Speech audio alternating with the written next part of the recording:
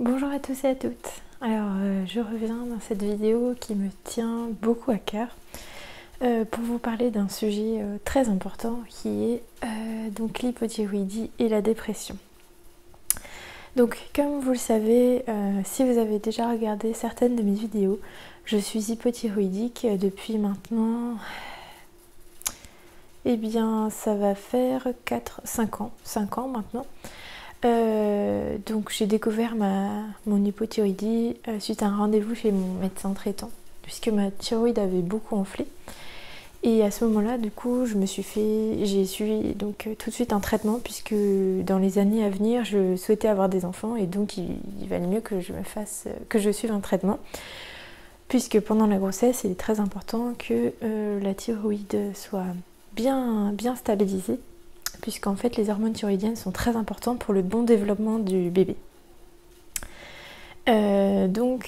Voilà, en fait, depuis donc que j'ai été diagnostiquée, je n'ai jamais eu de thyroïde, comment dire, je vais pas dire thyroïde stable, c'est pas vraiment une phrase, comment dire, on peut pas vraiment dire une thyroïde stable, ça veut un peu rien dire, mais disons qu'une thyroïde qui fonctionne correctement, on va dire.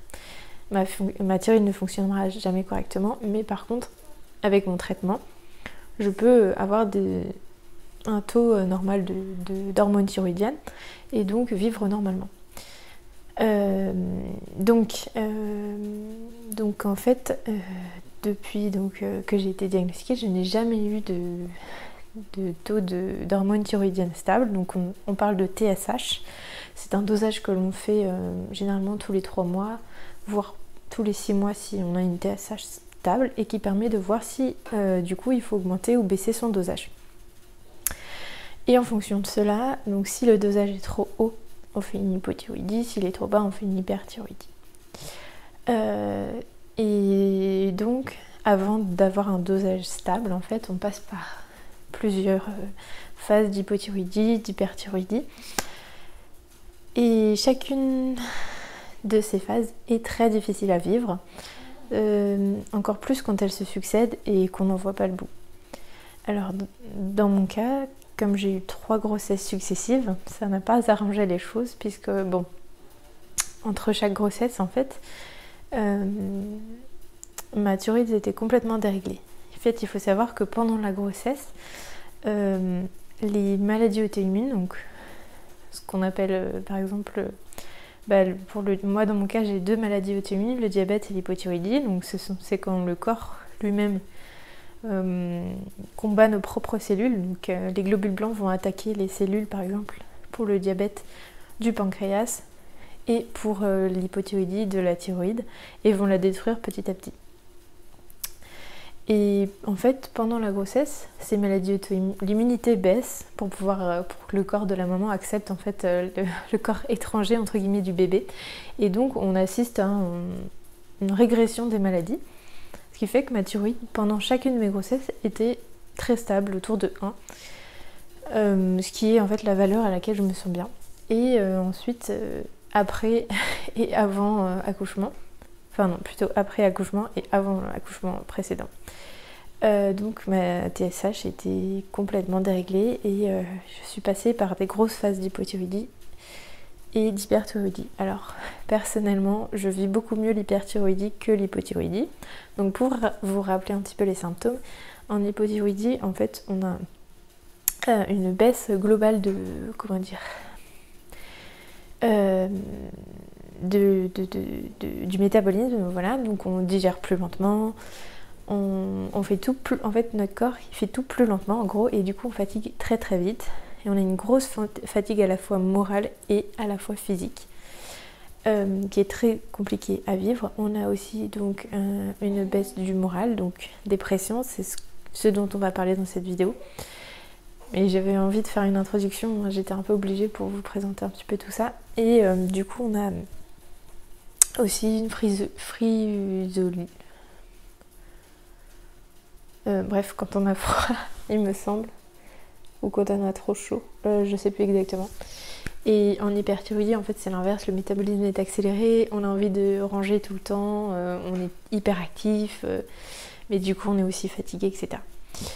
Donc moi aujourd'hui je vais vous parler de l'hypothyroïdie et plus précisément d'un symptôme qui est la dépression.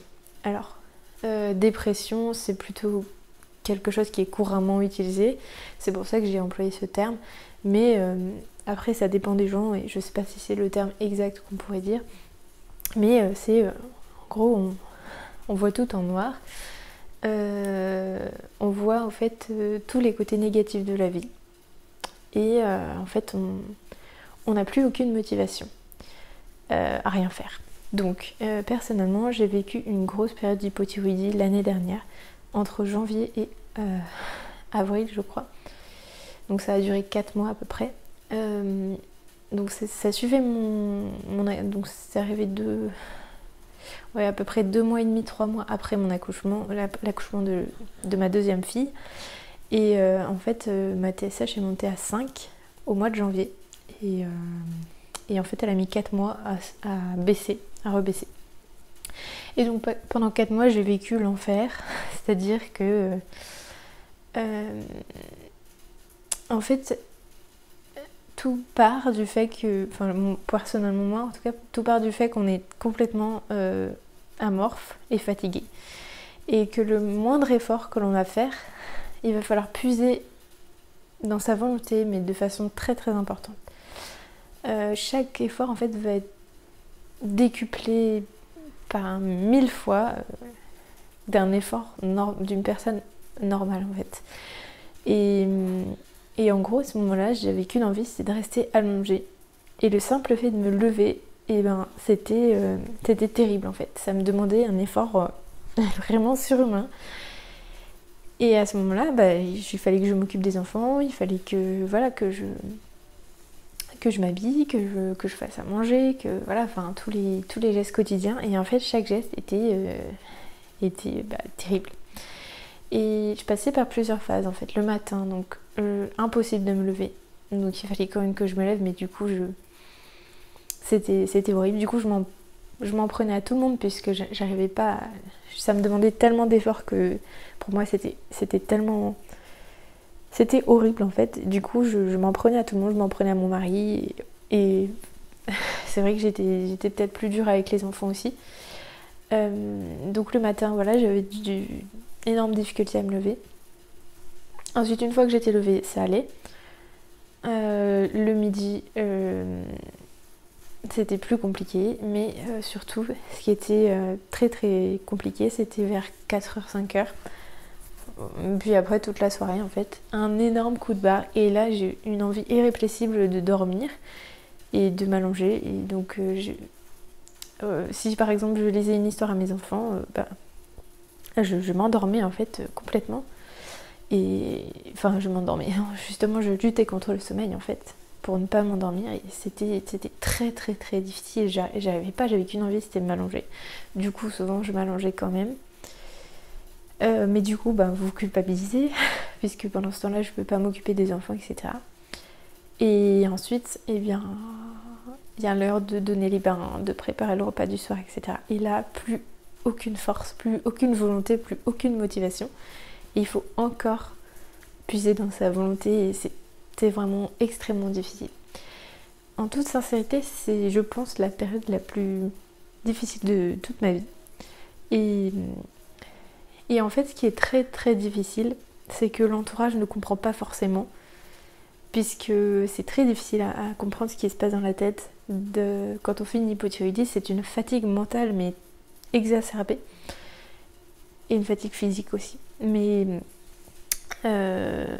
donc mon mari il était très bienveillant, très compréhensif, mais c'est vrai que souvent j'étais de mauvaise humeur, je râlais, je me plaignais constamment et donc au bout d'un moment c'est évident, l'un comme l'autre on peut difficilement vivre ça pendant longtemps sans qu'il y ait de moments de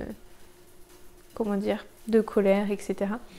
Et donc c'est très compliqué pour l'entourage aussi parce que d'un regard extérieur on voit pas forcément que l'autre n'est pas bien physiquement, etc. Et on comprend pas forcément puisque en plus on en fait beaucoup moins qu'avant, justement, on dort beaucoup plus et pourtant on est de plus en plus fatigué. Donc tout ça fait que, en fait, au bout d'un moment, vous avez juste plus de volonté, vous n'avez plus de motivation à rien faire, vous culpabilisez constamment et donc vous déprimez. Et ça, c'est quelque chose... D'ailleurs, rien que d'en reparler, j'ai les larmes aux yeux puisque en ce moment, je vis un petit peu ça. C'est compliqué puisque je suis retombée en hypothyroïdie et je sais que ça va mettre des semaines avant de se remettre en place. C'est pour ça aussi que je voulais faire cette vidéo maintenant. Mais voilà, il faut se dire que c'est temporaire. Moi, c'est ce qui m'aide à tenir. Se dire que c'est temporaire, que ça va pas durer éternellement. Qu'on va trouver le bon dosage. Et essayer de voir les points positifs. En fait, se faire aider, s'entourer des bonnes personnes. Et puis... avoir un bon médecin traitant ou un bon endocrinologue qui vous soutienne aussi. Faire ses prises de sang régulièrement.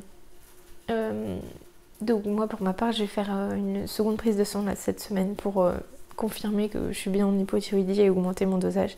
Sachant que moi j'ai décidé d'emblée de l'augmenter dès que j'ai vu les premiers symptômes parce que j'ai pas envie d'attendre et que ça dure encore 5 mois comme l'année dernière.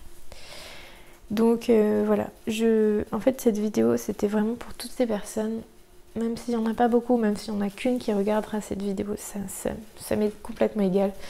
C'est juste pour vous dire que vous n'êtes pas tout seul à vivre cette situation, que toutes les personnes qui passent par là, qui ont des problèmes de thyroïde, vivent ces périodes aussi, mais on s'en sort. Et voilà, et c'est vrai qu'il y a un autre symptôme de l'hypothyroïdie, donc je ferai peut-être une vidéo plus là-dessus, qui est la prise de poids.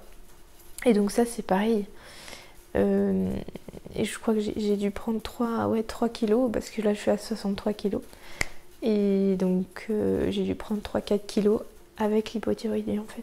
Et donc déjà que j'ai pas repris mon poids de forme, mais j'avais quand même pas mal perdu après l'accouchement, et voir voilà, qu'on grossit encore, etc., qu'on enfle, donc il y a moi pour ma part tout le visage qui enfle, la thyroïde, et ensuite toute la partie en dessous du menton qui enfle aussi. Et donc physiquement c'est compliqué de s'accepter aussi, et ça fait partie des symptômes qui font aussi qu'on peut faire une dépression pendant justement cette hypothyroïdie. Donc la prise de poids c'est pareil. Dès que le dosage est correct, on repère les quelques kilos qu'on a pris. Donc c'est pareil, il faut essayer de ne pas focaliser là-dessus, même si c'est très compliqué. Donc voilà pour les quelques conseils que je pourrais vous donner. Mais ce qui m'intéresserait surtout et beaucoup, c'est si vous avez des questions sur ce sujet-là, des astuces, si vous avez vécu cette période, pourquoi, comment ça s'est passé, etc. Comment vous en êtes sortis. Et ça m'intéresserait beaucoup en fait de pouvoir partager avec vous là-dessus.